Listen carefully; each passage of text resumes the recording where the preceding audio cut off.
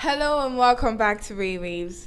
In this video, we will look at nuclear diplomacy with Russia and China after a major treaty expires, the latest on US-Iran talks in Oman, Trump's refusal to apologize for a deeply controversial video, the heating rivalry between Saudi Arabia and the UAE, and also updates from Gaza with crossings reopening and aid arriving, and the climate's double whammy hitting Africa, droughts in Kenya spreading, and floods forcing mass evacuation in northern Morocco.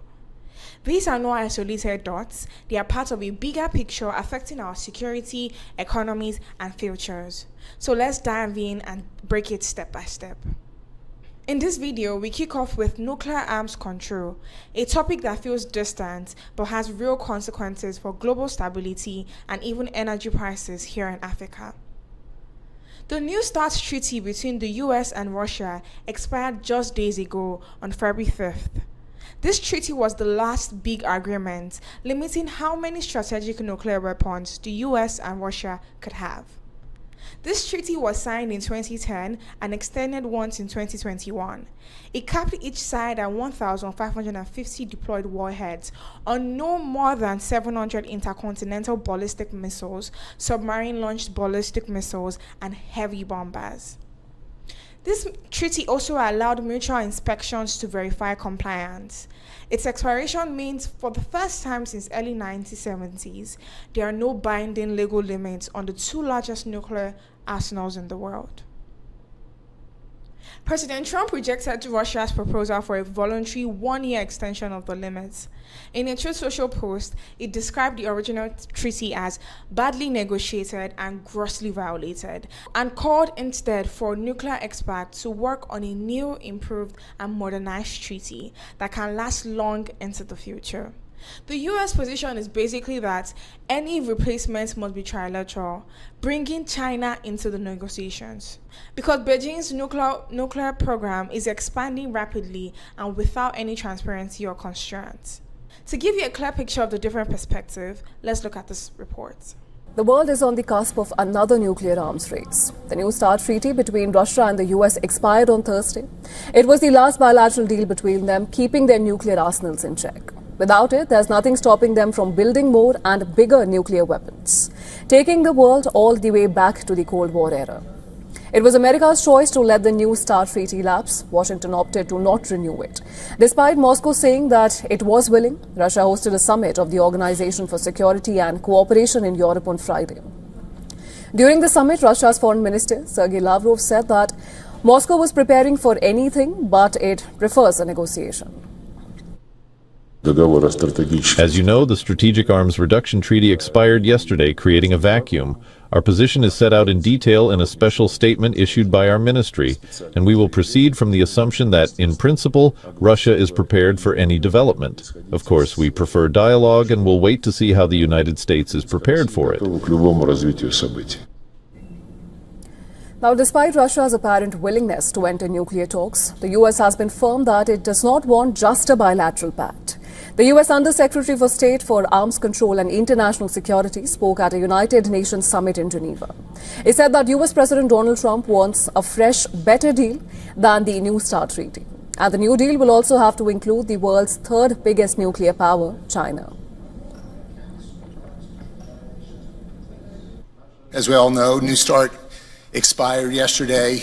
The president clarified again last night that he wants a new treaty. And look, in a nutshell, New START was flawed. It didn't cover theater-range nuclear weapons, and it didn't include China. I should add that exactly 0 Chinese nuclear weapons were covered by New START. And as we sit here today, China's entire nuclear arsenal has no limits, no transparency, no declarations, and no controls. China, however, has refused to enter any treaty which limits its nuclear arsenal. Beijing's reason is that its arsenal is nowhere near those of Washington and Moscow. China's nuclear capabilities are of a totally different scale as those of the United States and Russia, and Beijing will not participate in nuclear disarmament negotiations at this stage. Well, China has a point. According to the Stockholm International Peace Research Institute think tank, China has about 600 nuclear weapons. The US has more than 6 times that amount, and Russia has more than 7 times China's arsenal. Beijing has been expanding its nuclear stockpile at a rapid pace, but even at the current speed, it would take China decades to catch up to the other two. But it seems the US doesn't want to risk even the possibility of China having a comparable number of nukes. Which is why Trump doesn't want another arms control treaty that doesn't include Beijing. Now think about this. The US and Russia already control over 90% of the world's nuclear warheads. Without limits, experts warn we could see an arms race spiral, and that won't be any good. The US has accused China of secret nuclear tests, including preparations for yields in hundreds of tons, claims which Beijing denies. Secretary of State Rubio emphasized that any future deal must involve China, saying unilateral restraint by the US won't keep us safe while others expand. To see how China is responding to this US calls, let's watch this report. Chinese leadership has issued a cold, hard no. Beijing argue it is fundamentally unfair for the US, which possesses thousands of warheads, to demand reductions from a nation still building its primary deterrent. Russia and the US control nearly 90% of the world's nuclear weapons. While Russia maintains 309 warheads, US has 3,700. China has always maintained that the advancement of arms control and disarmament must adhere to the principles of maintaining global strategic stability and ensuring that the security of all countries is not compromised. China's nuclear capabilities are of a totally different scale as those of the United States and Russia, and will not participate in nuclear disarmament negotiations at this stage. But the reality on the ground is shifting at a terrifying pace. China is currently overseeing the fastest expansion of its nuclear arsenal. From massive silo fields in the western deserts to advanced road mobile launchers and stealthy ballistic missile submarines, Beijing is moving to match the firepower of the traditional superpowers. For Pentagon, this creates a strategic bind. The US is already balancing nuclear deterrence against Russia. A rapidly expanding China means planning for 2 major nuclear rivals at once. You heard that clearly. China is saying no loud and clear and slamming the door on trilateral talks, arguing their nuclear forces are on a completely different scale from the US and Russia, and they won't negotiate disarmament at this stage. The US wants China at the table because of that rapid build-up, the silos, mobile launchers, and submarines, but Beijing is saying no. It is not fair to demand cuts from a country still developing its deterrence while the superpowers hold thousands of warheads.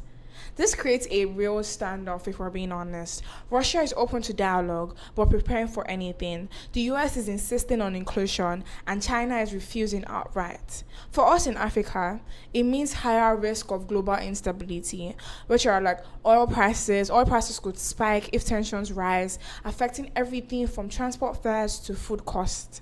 If no new deal emerges, the world loses its main safety net on nuclear weapons. But there's also the other side. If serious negotiations lead to a new modernized treaty that includes China, it could restore some predictability to the global security environment. That stability might allow more focus on shared challenges like climate change, debt relief, and health funding, areas where Africa has urgent needs. The UN Secretary General has called the expiry a grave moment for international peace and security. That's not alarmist language, but it is a warning. Without agreed limits, the world risks sliding towards a new arms race, and the consequences, which are going to be economic, environmental, and human, would be felt everywhere, including here in Africa. Let's hope diplomacy finds a way forward, but as of right now, the door from China is firmly closed. Staying in the nuclear and Middle East space, there's cautious optimism from US-Iran indirect talks in Oman. The discussions wrapped yesterday, February 6th, with both sides initially using positive language. Iran's foreign minister called this a good start, while President Trump told reporters it was very good and said more talks are planned early next week. This is the very first serious round since US airstrikes on Iranian facilities last June, and it includes high-level military presence from the US side. The aim of all of this is to find a way to handle Iran's nuclear program without sliding into full-blown conflict.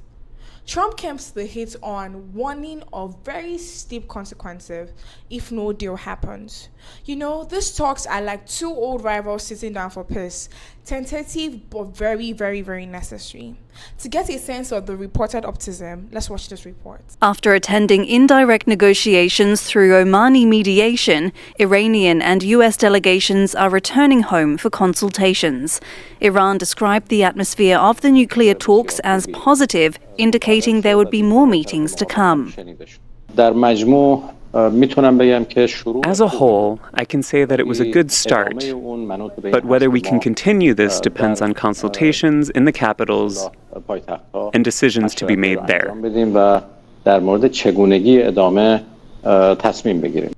However, moments after the talks wrapped, Washington announced new sanctions aimed at curbing Iran's oil exports. Instead of investing in the welfare of its own people and crumbling infrastructure, the Iranian regime continues to fund destabilizing activities around the world and step up its repression inside Iran.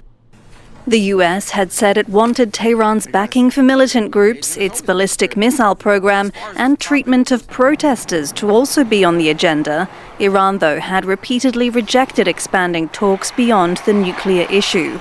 Friday's meeting took place following threats from Washington and after it recently deployed an aircraft carrier group to the Middle East following Iran's deadly response to anti-government protests.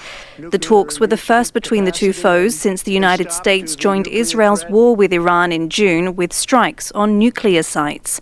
At the time, Tehran responded by launching missiles towards the largest US military base in the Middle East, located in Qatar. But here's the twist that happened almost immediately after the talks wrapped up. The US announced a fresh round of sanctions targeting Iran's oil exports, sanctioning 14 vessels, 15 entities, and 2 individuals. This came just minutes after the Oman discussions ended under President Trump's renewed maximum pressure campaign. Let's watch this clip to see the details of that rapid follow-up. Just moments after diplomacy wrapped up, pressure snapped back into place. As indirect talks between the United States and Iran concluded in Oman, Washington moved fast, announcing a fresh round of sanctions aimed squarely at Iran's oil lifeline. 14 vessels, 15 entities, 2 individuals, all targeted as part of what the Trump administration calls its renewed maximum pressure campaign. The U.S. State Department says Iran's oil revenues are being used to fund destabilizing activities abroad and to intensify repression at home. President Donald Trump, officials say, is determined to choke off what Washington calls Iran's illicit oil and petrochemical exports, no matter where those shipments travel. Among the vessels now sanctioned, ships flagged from Turkey, India, and the United Arab Emirates, all accused of transporting Iranian oil. The move comes despite what Iran's foreign minister described as a positive atmosphere. And in all of this, Iran has pushed back strongly against the US narrative. Iranian officials slammed President Trump as a liar and rejected claims of meaningful progress or agreed next steps in Oman. They accused the US of misrepresenting the talks to create a false sense of momentum and denied that any concrete agreements or follow-up dates were set. Let's watch this report to see Iran's direct response. This is an update from Iran, and a day after holding nuclear talks in Oman, Iranian lawmaker, has dismissed US President Donald Trump's claim that Washington held very good talks on Iran. His name is Ibrahim Rezai. He's a spokesperson for Iranian Parliament's National Security and Foreign Policy Committee. He called Trump a liar and asserted that Tehran had not backed down from its red lines. He further said that the US has no choice but to accept the frameworks and rights of the Iranian nation. And apart from that, there's a fire that broke out in Tehran in a carpentry workshop inside a military base. According to the semi-official news agency Mahar, the workshop was located in the military complex linked to Iran's military joint staff. Now, this situation is quite dicey.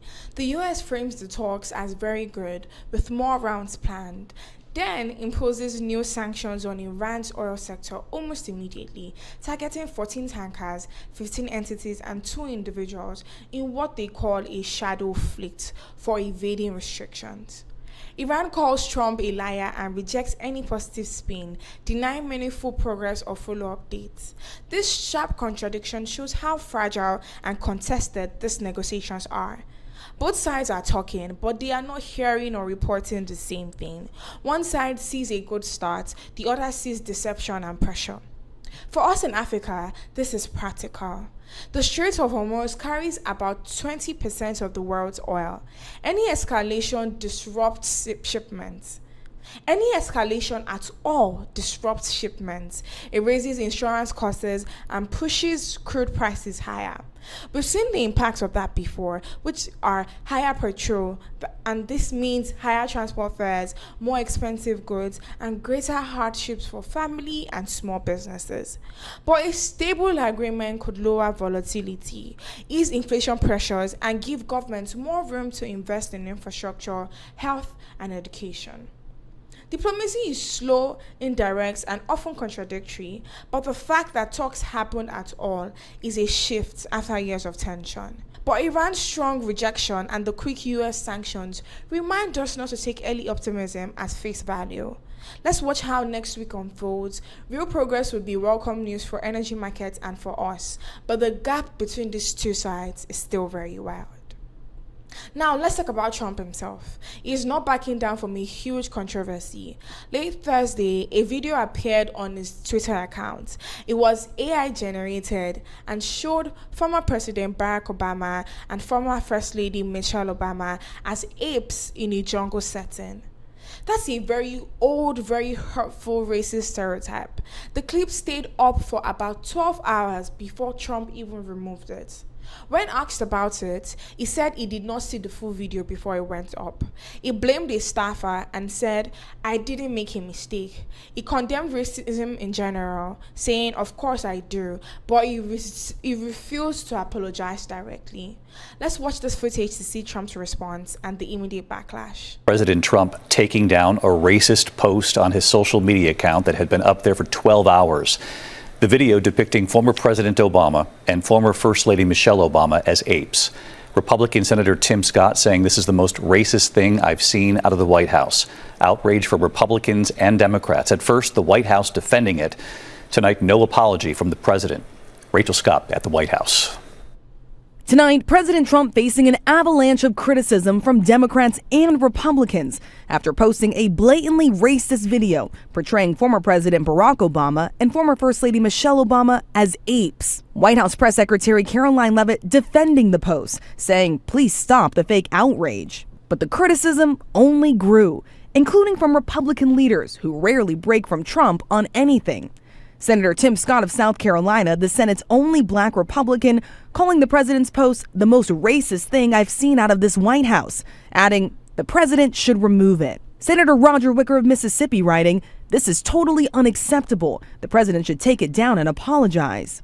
Seldom have Republicans been so willing to criticize President Trump, but today their statements piling up. Congressman Mike Turner of Ohio posting, "The release of racist images of former President Barack and First Lady Michelle Obama is offensive, heartbreaking, and unacceptable." Congressman Brian Fitzpatrick of Pennsylvania calling the president's post a grave failure of judgment, adding it's absolutely unacceptable from anyone, most especially from the President of the United States. A clear and unequivocal apology is owed. The president has not apologized, but 12 hours after the racist video was posted, it was taken down.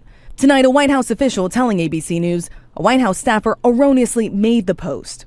President Trump is ultimately responsible for his social media account, but tonight he said he did not watch the whole video. And I didn't see the whole thing. I guess during the end of it, there was some kind of a that people don't like. I wouldn't like it either, but I didn't see it. When asked if he condemned the racist image, the president said he did, but he won't apologize. A number of Republicans are calling on you to apologize for that post. Is that something you're going to do? No, I didn't make a mistake. And David, we will learn tonight that President Trump personally called Republican Senator Tim Scott, but still no apology from the president and no word from the Obamas either. A post that you took down earlier today, the White House says that a staffer sent it. Who sent it, and are you going to fire them? I looked at it. I saw it, and I just looked at the first part. It was about voter fraud in someplace, Georgia. There was a lot of voter fraud, 2020 voter fraud. And I didn't see the whole thing. I guess during the end of it, there was some kind of a picture that people don't like. I wouldn't like it either, but I didn't see it. I looked at the first part, and it was really about voter fraud and the machines, how crooked it is, how disgusting it is. Then I gave it to the people.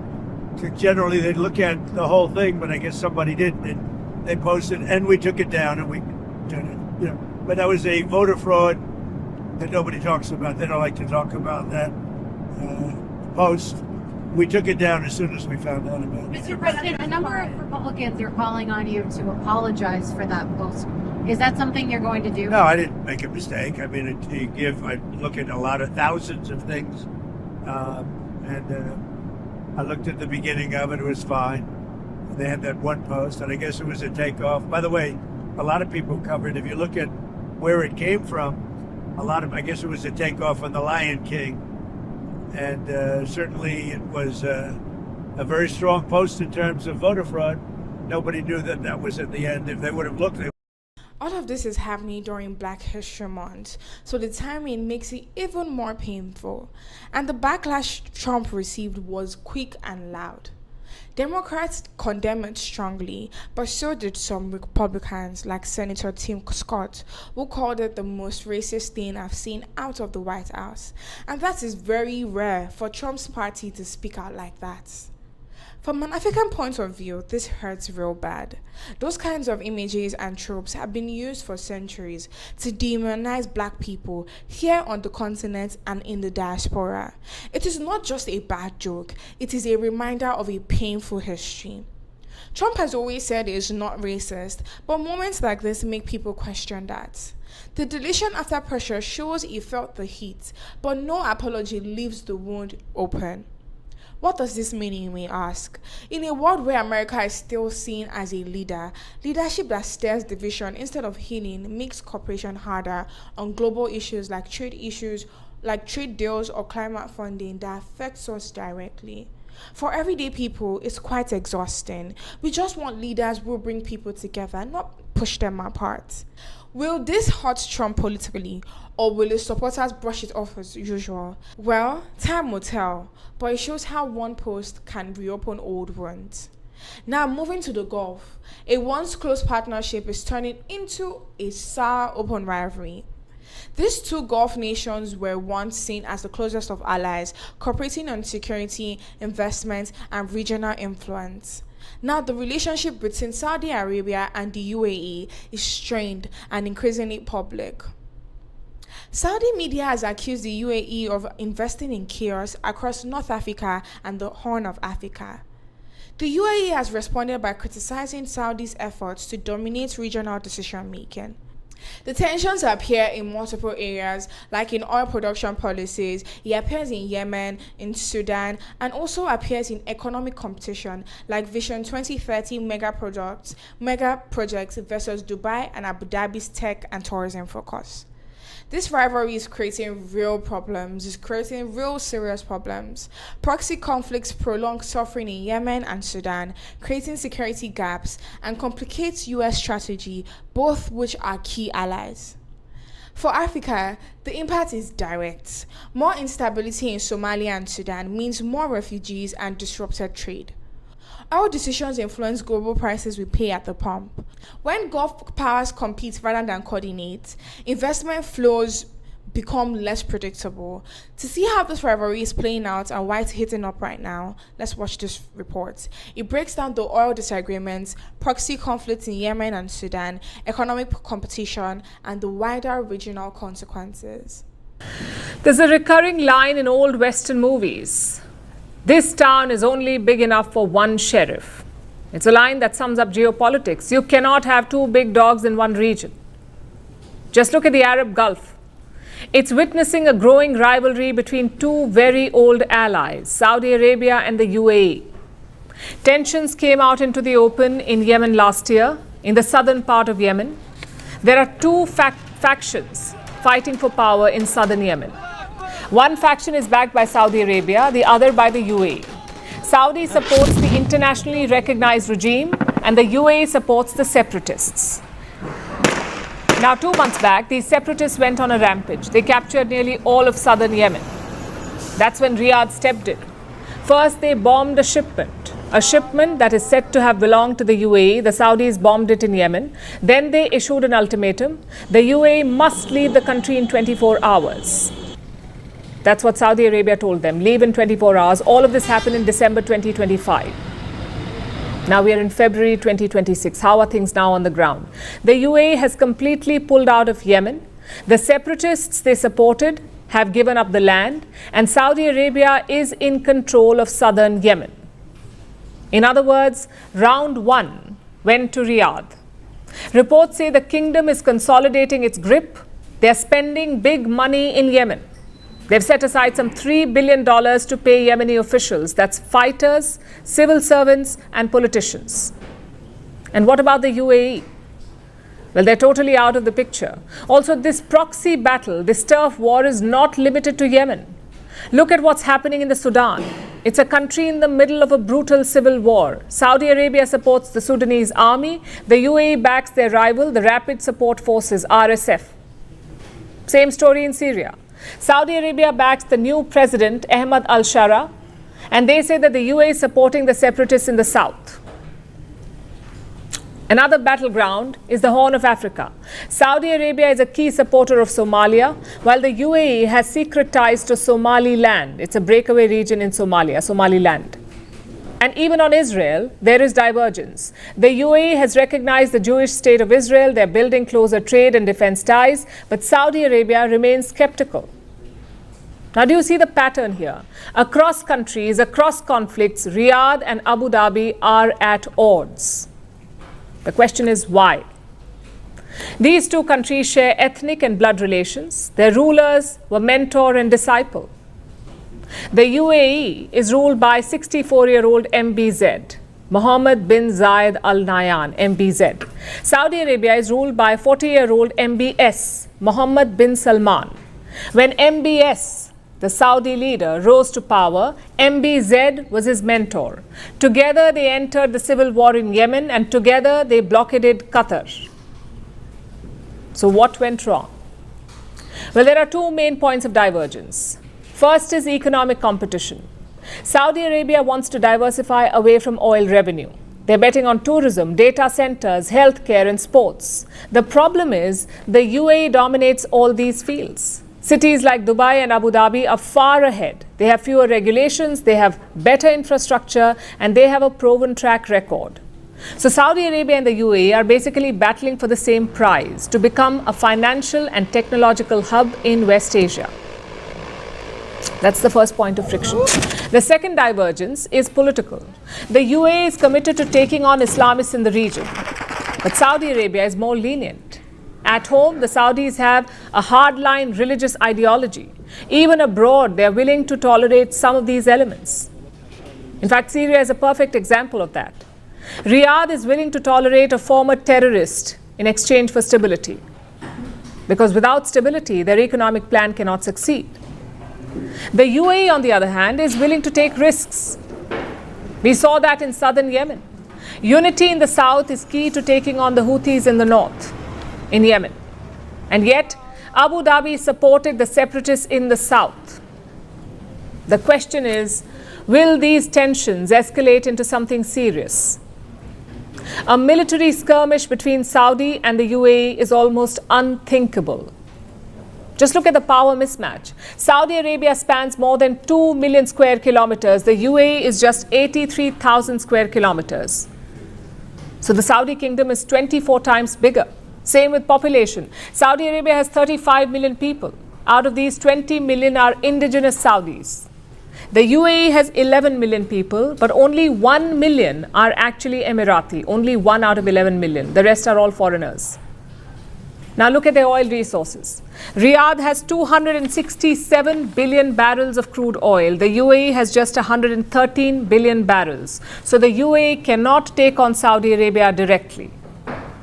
Maybe that explains these proxy battles. As for the future, it's uncertain.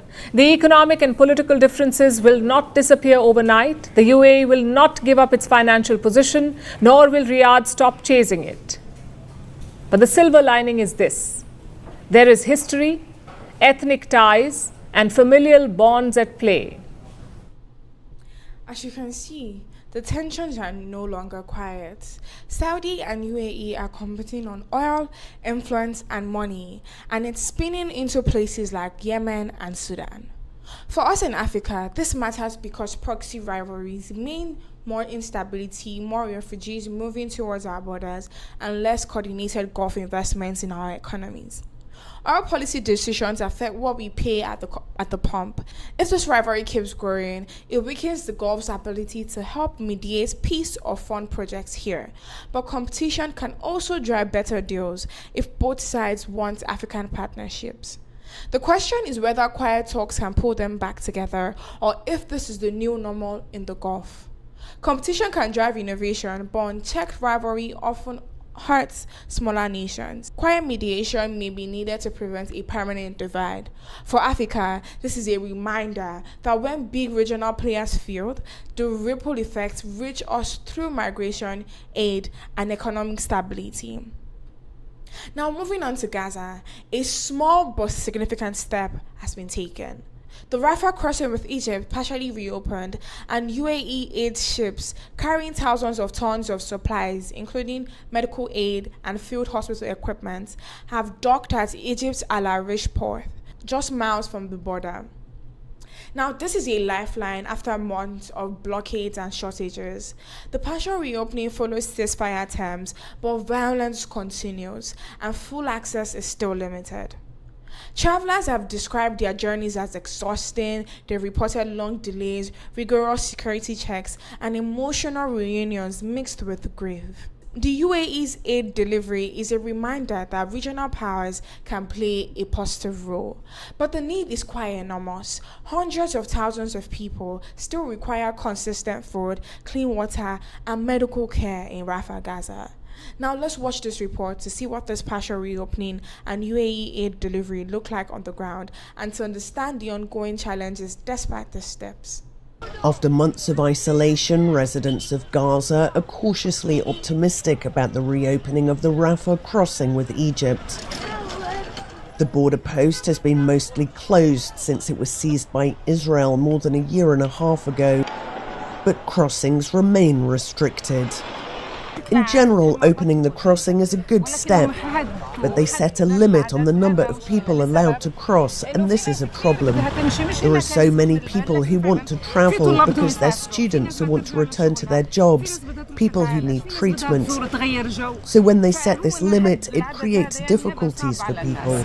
If they increased the number and it was like before, allowing people to freely come and go, it would be better for the country, the citizens, and the entire population. About 20,000 Palestinian children and adults in need of medical care are hoping to leave the territory, while thousands of people outside Gaza want to return. God willing, the opening will be for the best. There are many ill people, including my family. We demand that the crossing be officially opened because we need it to evacuate those who need treatment. Sunday's reopening comes a day after Israeli strikes killed at least 30 Palestinians. UAE aid and field hospital vessels arrive at the port of Arish in Egypt's North Sinai, just miles from the Rafah crossing. The delivery comes on the fourth day of Gaza's limited reopening, carrying critical medical supplies and emergency support for Palestinians in need. The UAE's ambassador to Egypt says every shipment counts as pressure mounts to expand humanitarian access into Gaza.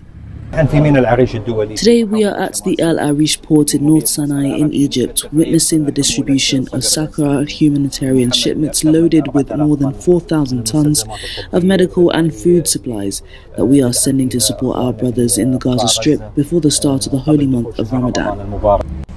Palestinians continue crossing Rafah after its long-awaited partial reopening, describing an exhausting journey as patients needing urgent medical treatment are transferred to the border for evacuation. Since the crossing opened exactly 2 days ago, we have been receiving cases from the crossing in batches. One batch arrived yesterday, another the day before yesterday, and another is coming today, God willing. We received 2 batches yesterday morning and 1 batch last night.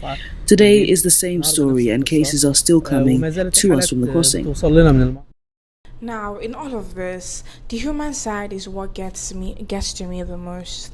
Families reuniting after separation, patients getting life-saving care, but all of this is still amid ongoing strikes. You can see the long queues at Rafah, the aid being unloaded from UAE ships, but also you can see the fear and exhaustion on people's faces. This is a step forward. Returnees are getting home, patients are receiving treatments, and supplies reaching those in need, but still it is limited, and violence still continues in this area. Aid groups say the health system is near collapse, malnutrition is rising among children, and full access is still blocked. And from West Africa, this feels very familiar. It is like our own border crisis in places like the Sahel, Lake Chad area, or Sudan, where people take on desperate journeys, communities holding on through sheer resilience. And aid can save lives, only peace can rebuild these lives that have been shaken. Every truck of supplies counts, but the scale demands the whole world push for open crossings and a lasting truce. Will this reopening hold and expand? I wonder. It is a fragile step, but in a long conflict, every bit of aid counts. Now, finally, to 2 climate stories from Africa that remind us that the environment is our most urgent crisis. In Kenya, drought has spread beyond the traditional arid north into areas like Kajiado near Nairobi. Herders are watching their cattle die because water sources are gone, they are completely dried. Families who once lived from their animals are now facing hunger. They are forced to sell what little they have left or walk long distances for water that is not even there. The National Drought Management Authority is warning that conflicts over the remaining resources are rising, and children are going hungry in homes that used to be self-sufficient. This is climate change hitting people where they live.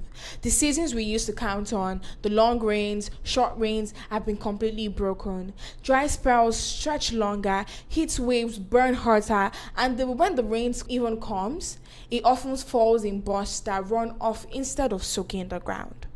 Livestock are not just animals, they are savings accounts, food security, and dignity for families. When they die, families lose their future. Migration increases, tension between communities grow, and children drop out of school to help search for water or graze what few animals they have left, and more hardship continues in the community. Let's look at what this looks like now on ground. The sun is merciless and the rain has by far not been sufficient. Kenya is suffering from a major drought after the levels of last year's short rains were among the lowest on record. Wide stretches of the country are now concerned by the lack of water. 9 counties in total, including some going beyond the usually drier north, were placed in an alert phase by the authorities. In Mandera County, the government already declared a drought emergency last month. Those most suffering from the situation are herder communities like the Maasai. You can see the cracked earth, the thin animals, and the worry in the people's eyes. These are families who have lived with dry seasons for generations. But this one is different. It is longer, it is hotter, and it is relentless. It is not just a weather event, it is a life event. And it is happening right now in places many of us have visited or have family. Then in northern Morocco, the opposite has happened. Heavy rains from Storm Leonardo caused massive floods. Over 143,000 people have been displaced. Towns like Sa El Kebir are underwater after torrential rain and dam releases. Roads have been blocked, homes have been destroyed, evacuations are still ongoing. This flip from drought to flood shows extreme weather's unpredictability. And now here's another report that shows the scale of the flooding and the human cost. Well, Morocco is battling severe flooding in its northwest region. More than 143,000 people have been evacuated from their homes after weeks of heavy rainfall inundated several cities. Now, according to Morocco's Interior Ministry, precautionary evacuations began last week with operations focused on the Larache province. Footage released by Morocco's Royal Gendarmerie captured floodwaters and ongoing rescue efforts in villages near Lucus River, which overflowed in its banks last week, and images show residents wading through muddy waters using tractors and motorbikes to navigate submerged streets. Among the worst hit areas included Qasr El Kebir, Ouled Ouishi and the Larache Industrial Zone. The city of Qasr El Kebir, which is about 100 kilometers south of Tangier, remained largely submerged after the Lucus River overflowed. Some residents, including children and the elderly, were stranded on rooftops before being rescued.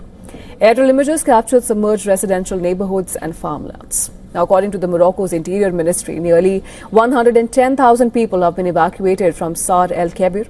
Security forces were seen patrolling streets, assisting residents and coordinating evacuations. While officials have reported no casualties so far, the National Weather Service warned that heavy rains and strong winds are expected to continue.